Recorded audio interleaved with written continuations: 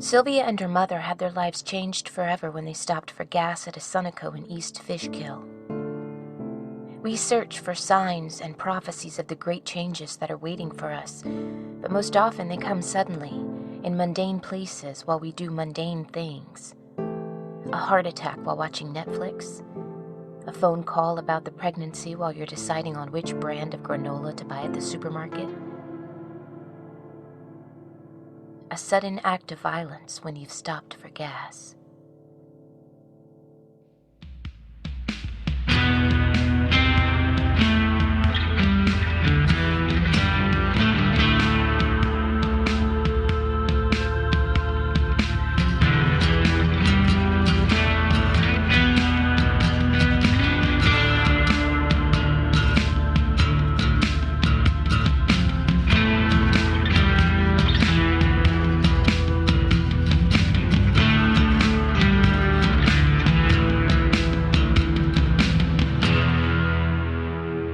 Alice Isn't Dead by Joseph Fink, performed by Jasika Nicole, produced by Disparition. Part 2, Chapter 5, Taconic. Today's episode is brought to you by BookCon. On June 3rd and 4th, 2017, at the Javits Center in New York City, BookCon is where storytelling and pop culture collide. Guests include Kevin Hart, Veronica Roth, Kristen Ritter, Bill Nye, Mark Maron, Mayim Bialik, and many, many more. Go to thebookcon.com for more information and to get tickets. We are also supported by Blue Apron. Get 3 meals free with free shipping by going to blueapron.com/dead. That's blueapron.com/dead.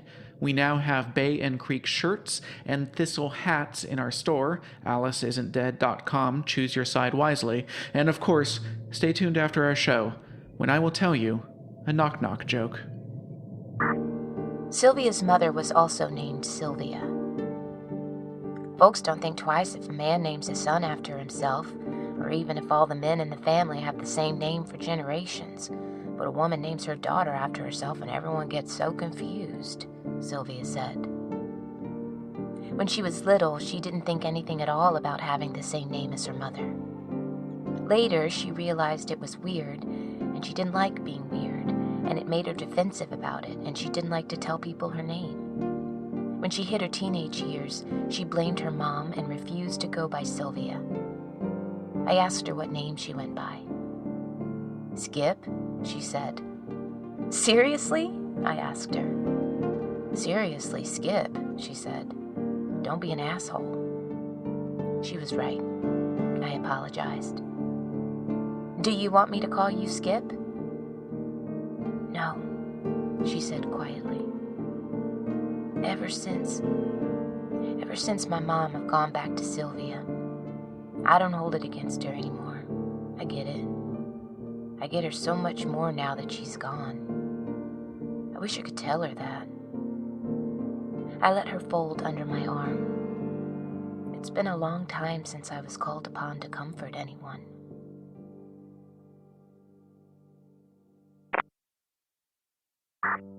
Sylvia was the one who saw it first that night. A man twitching near the dumpster. She thought maybe it was someone who had been injured, or maybe a drug addict, although the rural scene didn't lend itself to that narrative. But her stomach bottomed out as she realized it was a crouching man thrashing at something below him. A person below him. Sylvia saw but could not comprehend that the man was eating the other person. "Mom," she had whispered. "Mom." And her mom turned, and to her credit, bless her forever, she did not wilt like I would have, or run like I once did. She set her jaw, said, "Sylvia, honey, you get inside the station and find somewhere to hide." And she pulled out her phone to call the police. But of course the police wouldn't have been able to help her. And anyway, just after Sylvia left was when the Thistle man noticed her mother watching. If Sylvia had been there too, if he had known that there were two witnesses.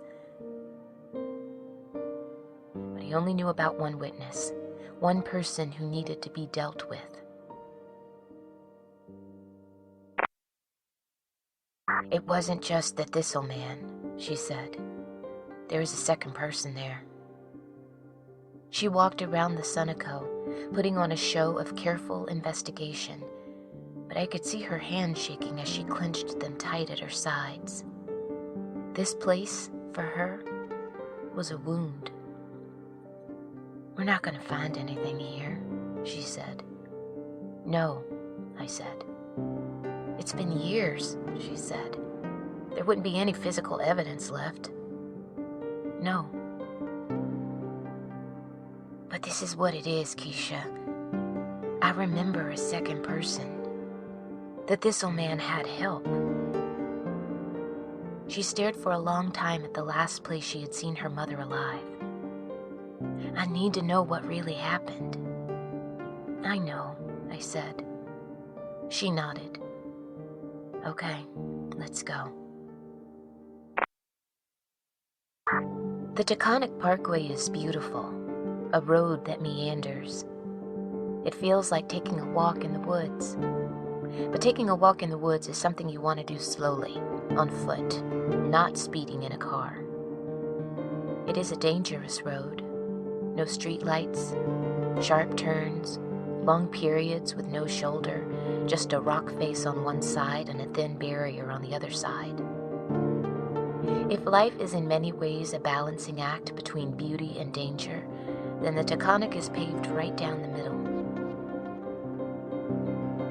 Just north of Hudson, where we had delicious falafel at a kosher restaurant that advertises itself, almost certainly incorrectly, as the last kosher restaurant until the Canadian border, we saw something strange on the hillside by the road. A huge carving of a human face, and in front of that, a giant figure seated on a throne, their head flattened and curved into the shape of a bowl. There are other statues all over the hill. It looks like a shrine to a god no one has ever worshipped.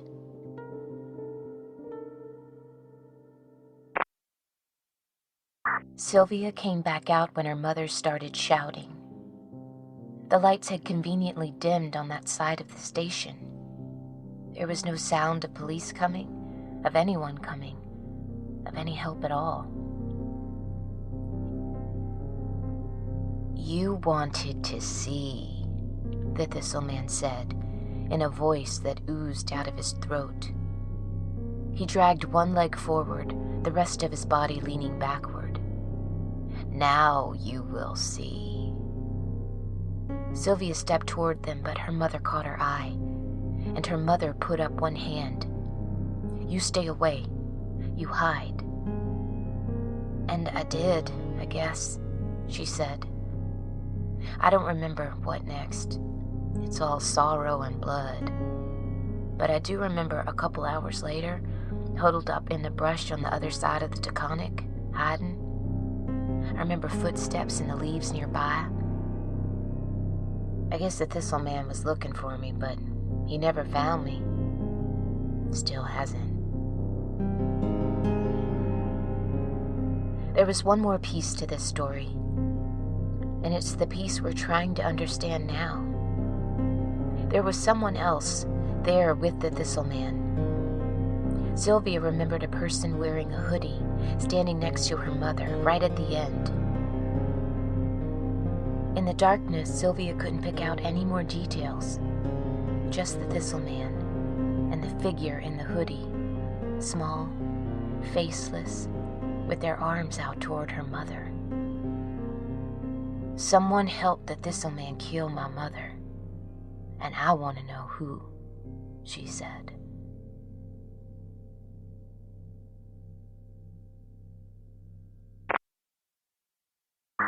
We had wings at a bar in Red Hook. An older man and a young man sat at the end of the bar.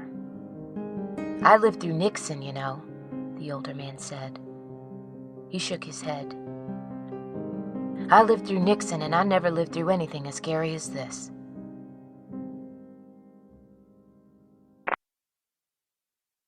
Unsure of what else to do, we went the next morning to the Dutchess County Sheriff's Office in Poughkeepsie. The woman at the front desk seemed friendly. An older woman. Definitely not police anymore, if she ever was one. "Can I help you?" she asked. Great question. I don't know if anyone could. We explained we were looking into a murder that happened a few years ago. Gave the details. She did some searching on the computer. "Huh," she said. "This isn't right." "What is it?" asked Sylvia. "The case was closed. I don't know why that would have happened. It's a murder investigation, double homicide, only a few years old and no suspects arrested. Why would they close this?" She frowned, reading through the notes they had on file. "Why would they close this?" she said again. Her tone wasn't confusion, but despair. She knew exactly why they had closed it. She looked at us, lips half open, holding what she had to say next in her mouth for a while, and then she let it out. "Go have lunch at the Palace Diner. It's just around the corner. Food's good there." Sylvia and I thanked her, and we went to the diner, a grand 24-hour institution with a vast parking lot and their own in-house bakery. The kind of diner you can't find outside of the Northeast. We were halfway through turkey clubs when the woman showed up, holding a filing box. "I want you to know that there are some of us who don't believe in it, who believe that this is the wrong thing, what they're doing. I want you to know that we are not all on their side." She put the box under our table. "There isn't much, but take it." "Not me. Mm-mm. At least not me." She turned and left without waiting for us to respond. Our waiter asked us if we were okay on our coffees. We were okay.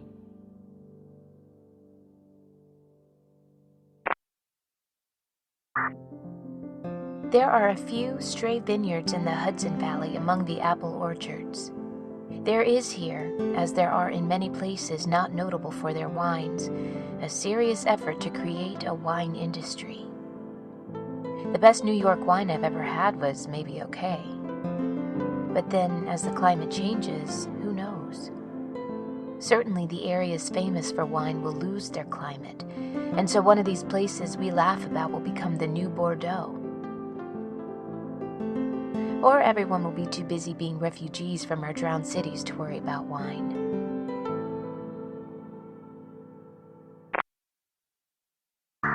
The box was almost empty. No real investigation done on the case. The police knew who the killer was, and so officially had no leads. The bare minimum of paperwork, which is still a lot of paperwork, but none of it said anything. Restating basic physical facts of the scene, describing actions taken by the officer in a step-by-step style of writing designed to intentionally repel the reader through tedium. Sylvia Parker Sr., another victim of the hungry man. But there was one item of real interest. A manila envelope, folded over and mummified in packing tape. I took the knife from my bag and tore it open. Inside was a cassette tape. "Camera at the gas station?" I said. "Oh God, I hope," she said. "Do we have any way to play this?" "Well, the region is known for antiquing. We went to the grimiest antique store we could find in Hudson, a basement shop with childlike paintings of animals flying kites and riding skateboards outside. There was a taxidermied moose head on the wall, well on its way to falling apart. And, in the back, for $15, there was a VCR TV combo. We got a room at a cheap one-level motel in Saugerties. Didn't even bother bringing the rest of our stuff in, just the TV and the tape. I closed the drapes. It was completely dark in the room. I plugged the TV in, stuck the tape into the slot.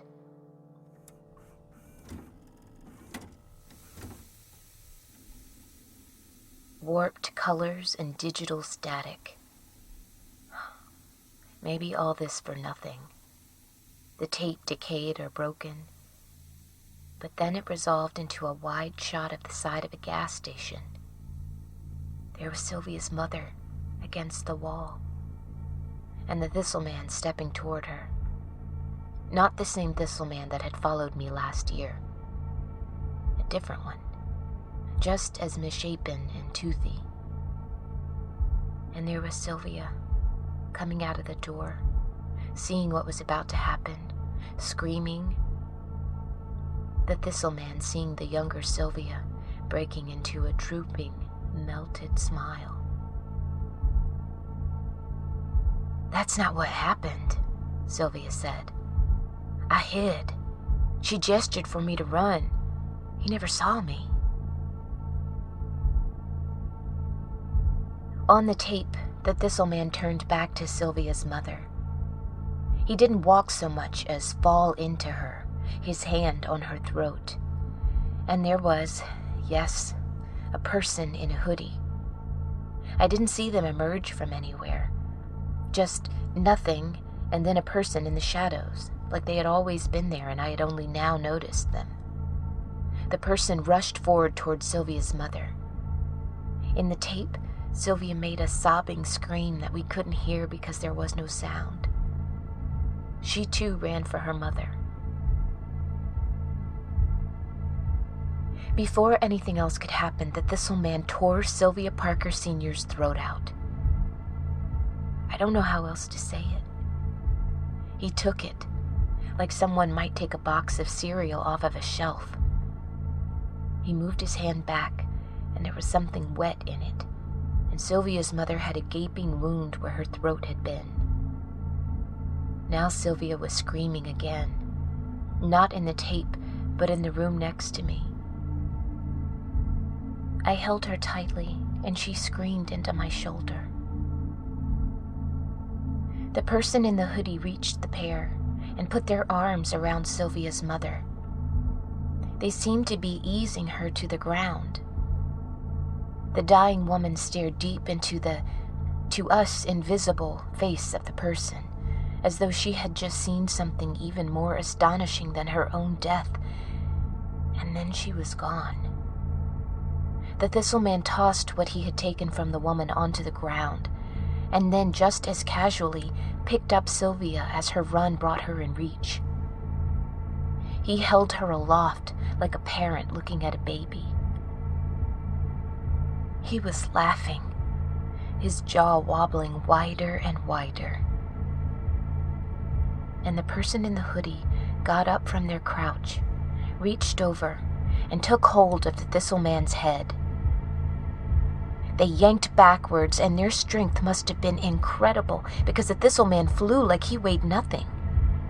Sylvia collapsed to the ground, and then, again, this seems like such a simple way to say this, but the person in the hoodie took the Thistleman apart, tore off his arms and his legs, and then popped his head off.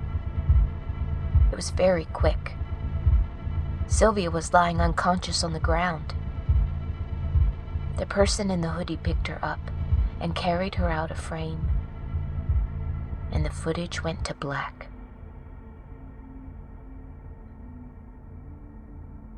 Sylvia touched the screen. They saved me. All this time, I thought they helped the Thistleman kill my mother. I thought I'd gotten away on my own. But I would be dead too, if it wasn't for whoever they are. Whoever they were very, very strong, I said. Yes, she said. And it seems like they're on our side. So what now? I asked her. Now, I have to go again, she said. What will you do? I'm going to seek out this person. whatever they turn out to be. There is a powerful force of good somewhere. I won't chase after evil yet. First, I will seek that good. She hugged me, and I hugged her back, fiercely. We both were crying, of course. Of course. You'll see me again, she said. I better, I said. God damn it, I better.